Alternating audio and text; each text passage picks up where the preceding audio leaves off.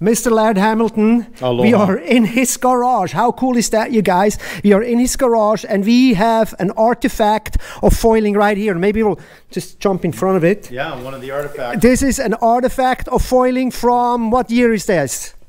Oh, I don't know. This has got to be early 2000s, something like that. Early Did you guys know about foiling Probably in the like early 20, 2000s? Yeah, this is probably like a 20-year-old rig. 20-year-old rig with snowboard boots. Yeah, well, newer boots, but yeah, snowboard boots and bindings.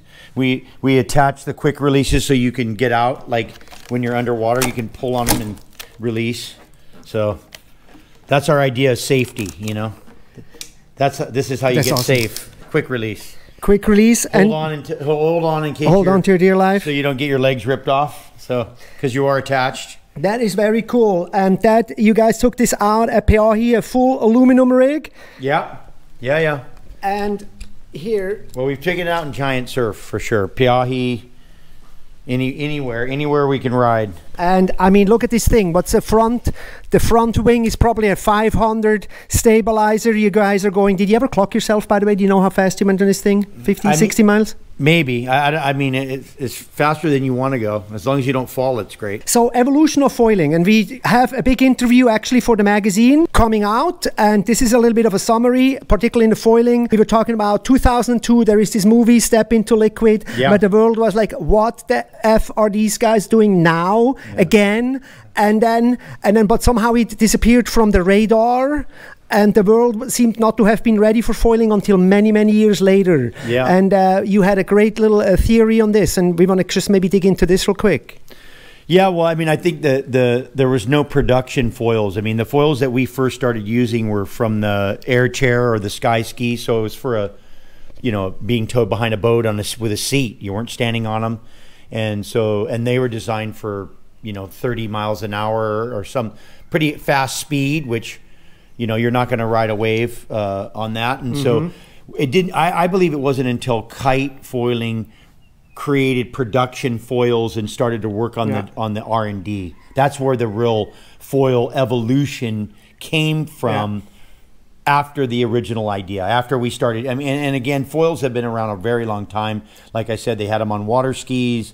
They've had them on boats for years. I flew on a boat when I was a kid called the Sea Flight, and it was a big hydrofoil boat that flew inner island. So foils have been around, and we rode that chair, and we thought, well, we don't sit. We're surfers. We stand. So we started standing on it. We used that foil, but the real kite. The production of kite foils really were the birth of modern foiling, and then here comes the Go foil, and it's designed for going slower, riding smaller waves, and so then you have stand up, you have prone. Now it's spread into all these disciplines, but that early production was the beginning of it. And then now now you have e-foils. I mean, you have. Have that the lift starter kits for like people with batteries to hold foil drive stuff. Yes, those are again assist. I think listen, I just think it's wide open. Like the future is wide open for what we can do with foils and also the shapes and everything. We're still early on. I mean, there was a guy in Switzerland just recently that managed to pump for roughly 3 hours and 56 minutes in one go. I think he covered about 36 kilometers on a foil that is probably about as tall as we are, like a 6 foot wingspan. Well, almost. You see this up here? So look at this up here. Okay, cool. We're going to take a little tour here. This is called a trample foil. Oh, no shit. Look at this. Wow. Yeah, that's a trample foil. And you jump up and down on it and you fly with it. And you see how long that wing is? Probably 8 feet long or 10 feet long. It's got a handlebar and a little front wing with a sensor. So, I mean...